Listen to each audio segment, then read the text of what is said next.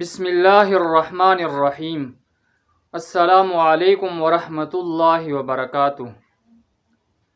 پیٹ میں گیس یعنی ہوا روک کر نماز پڑھنا کیسا ہے؟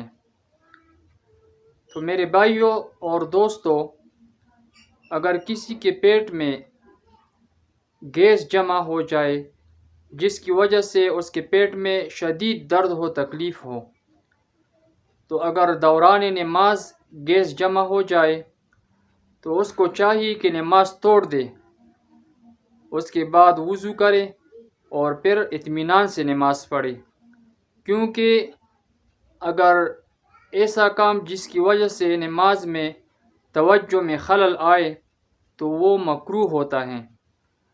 تو اس وجہ سے اگر کسی کے پیٹ میں گیس جمع ہو جائے تو اس کو نماز توڑنا چاہیے، لیکن اگر نماز سے پہلے اگر کسی کے پیٹ میں گیس جمع ہو جائے تو اس کو چاہیے کہ پہلے گیس کو خارج کرے، اطمینان کے ساتھ وضو کرے، پھر اس کے بعد نماز پڑھے۔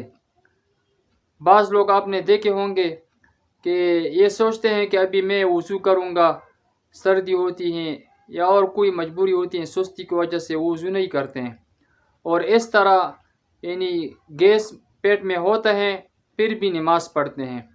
تو اس حالت میں نماز پڑھنا یہ سخت مکروہ ہے، یعنی مکروہ تحریمی ہے، گناہ ہے۔